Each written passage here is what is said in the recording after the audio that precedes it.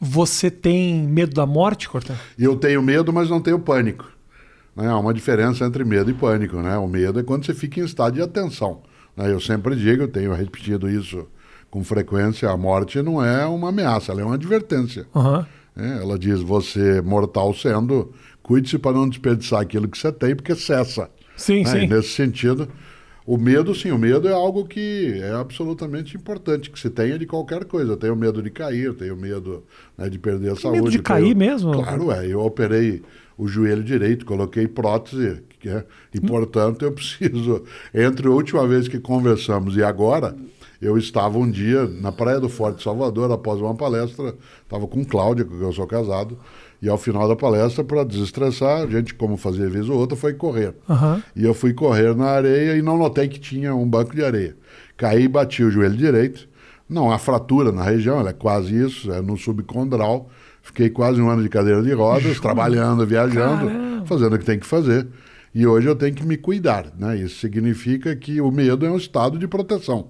Uma pessoa que diz que não tem medo, né, ela está absolutamente desprotegida. Como eu digo sempre, o grande pecado de Aquiles foi achar que não tinha o calcanhar dele, né? E, portanto, ele pereceu exatamente nesse polo. Por isso a morte ela não me assusta, não. O joelho, mas o joelho tá... Sim, esse sim, né? Eu recuperado agora? Sim. Fiquei um tempo de muleta, depois um tempo de bengala. O fato de eu ser da área de filosofia e ser um senhor de barba branca, a bengala deu um ar mais provecto, mais circunspecto. Sim, dá uma credibilidade. Ofereceu, né, algumas vantagens, mas depois dela deixei, agora já faz. O período pandêmico, ele favoreceu muito minha recuperação. Porque como eu parei de viajar quase todos os dias de avião, parei de estar em deslocamento contínuo, isso favoreceu. Agora, não é comparável, né, o medo de cair com o medo de se afogar, com o medo, né, de não ter êxito, com o medo, né, de não ser correto, mas tudo isso sim. Por isso, quando você diz, tem medo da morte, eu digo, claro, né, seria estranho.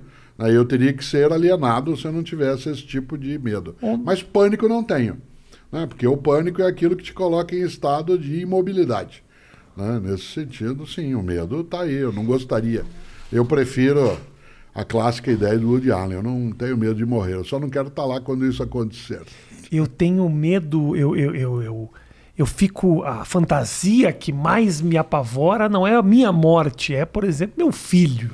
Então, mas isso é típico da paternidade. Você fica de noite pensando, ele vai atravessar a rua, você fica numa piração. Até eu ser pai, eu fui pai a primeira vez com 22 para 23 anos.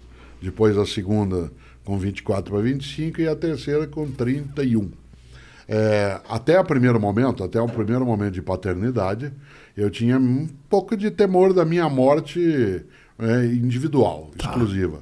No momento em que eu tenho sobre outra pessoa a tarefa do cuidado, a responsabilidade. E essa tarefa do cuidado, ela é movida a um afeto imenso, porque é entendido como não outro de mim, mas uma forma desdobrada de uma possibilidade minha.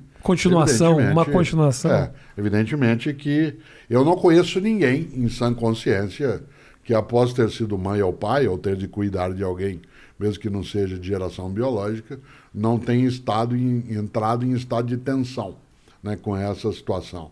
A frase, eu prefiro morrer no teu lugar, eu dou a minha vida, ela não é uma frase vazia. Ela tem um sentido expressivo.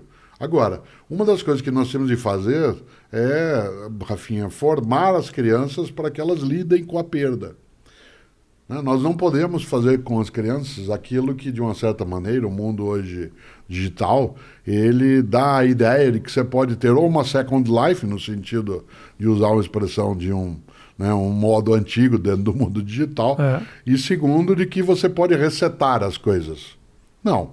A mortalidade, ela é um fato, como diz a antiga frase, não é que a gente tem a vida curta, a morte é que é muito longa, a gente fica morto muito tempo. Né? Nesse sentido, uma criança ou um jovem, ele tem que ser preparado também para a perda.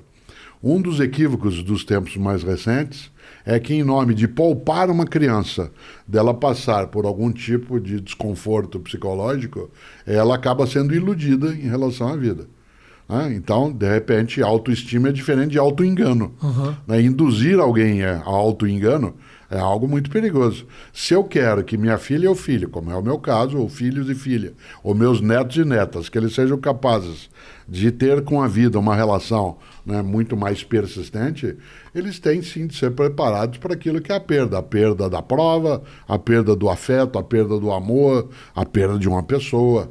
Né? E, portanto, é necessário que não se sequestre de alguém seus lutos. Sim.